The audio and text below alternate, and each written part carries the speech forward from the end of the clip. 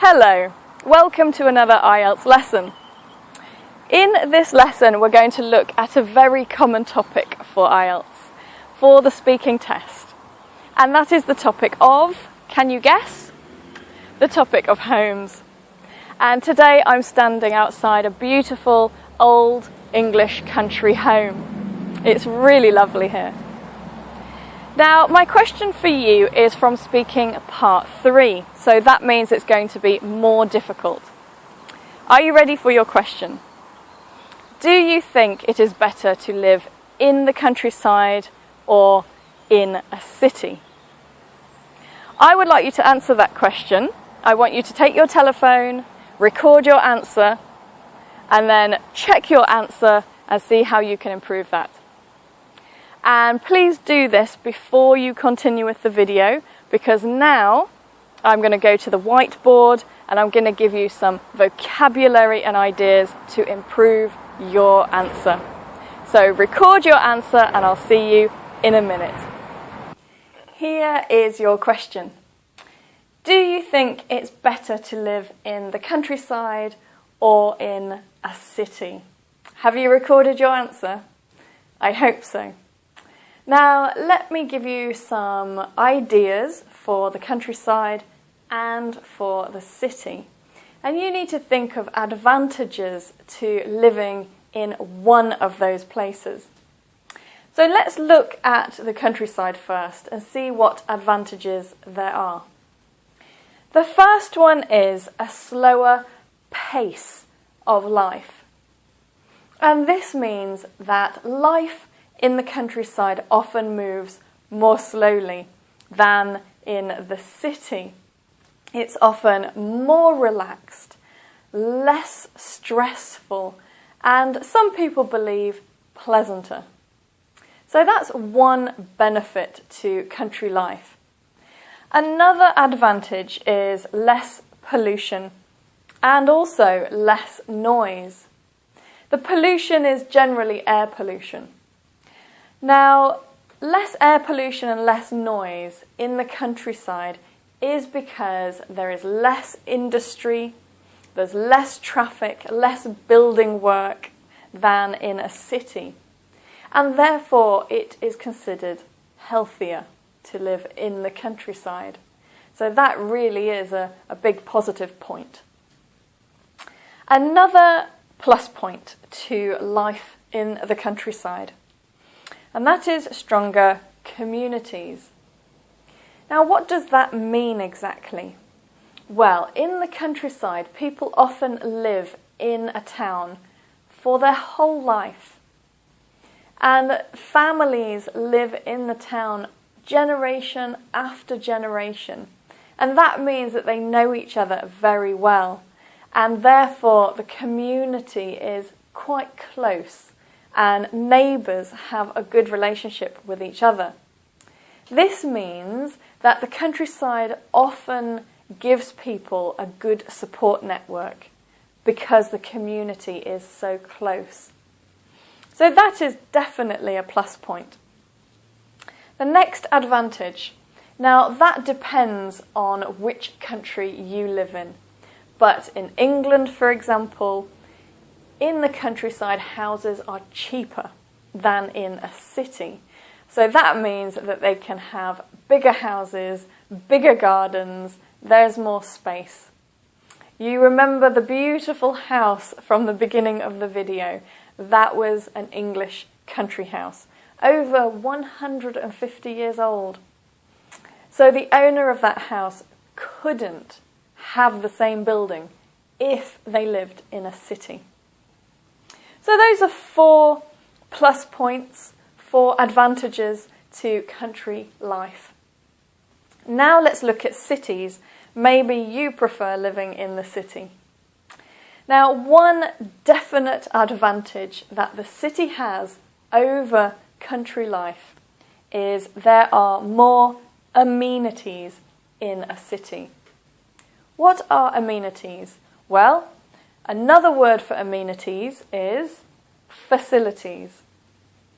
Now, the facilities and amenities that we're talking about are things like better restaurants, better sports facilities, more leisure centres, for example. Also, the transport is better, the roads are better. There are so many more things that you can do. There are cinemas, shopping malls, opera houses, many, many more amenities and facilities in a city than living in the countryside in a small town or village. Now let's check the pronunciation of these words. The first word is amenity. So that's 4 syllables. 1, amenity. This is a sound. Amenity. Here is the stress. Amenity. Amenities. So you've got singular, amenity, plural, amenities. The next one, facilities. Facilities. This also is a, and the stress is here in the second syllable, facilities. So the city has more facilities and amenities to offer than the countryside. The next positive point to city life, and that is in the city there are often better prospects. Do you know that word? Well, prospects often means opportunities. There are more opportunities for people in the city. The word prospects we often use with employment. And this means when there are better prospects, it means that it's easier to get a good job. So there are more jobs available in the city, more prospects, and more opportunities to do what you want to do and advance, get promotion and improve your life. The next advantage is very clear, better public transport. There are more buses and trains and undergrounds in cities. And of course, in the countryside, there is often very little public transport. People need their own transport to get around. But in the cities, if you don't have your own transportation, you can still get around and you can travel using public transport.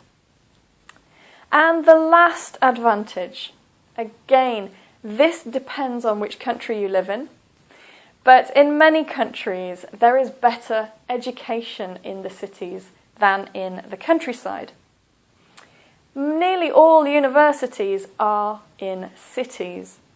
Often the facilities at school in the city, they are better than in the countryside.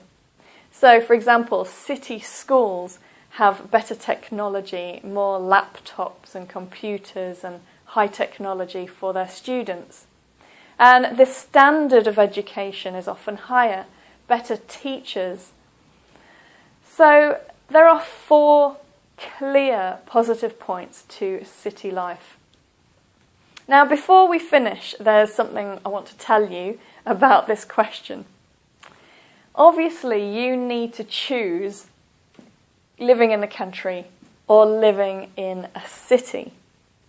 And when you choose one, you really need to compare it with the other. Because when you use a language of comparison, when you give a comparative sentence, it will help your IELTS speaking results. The examiner does need to hear a range of different grammar. So we say less and more or better. So for example, there is less pollution and noise in the countryside than in a city. There are often better prospects for work in a city compared to the countryside. So remember, when you give some ideas, that you need to compare them. Now, these are only 4 ideas for each one, Maybe you've got some more ideas. If you have, let me know. It's always good to share ideas for IELTS. Well, that's all for this lesson. I hope that was useful. And I will see you again in another IELTS lesson. Here are some more useful IELTS lessons to help you prepare for your IELTS test. Or connect with me through Facebook, Google+, or Twitter.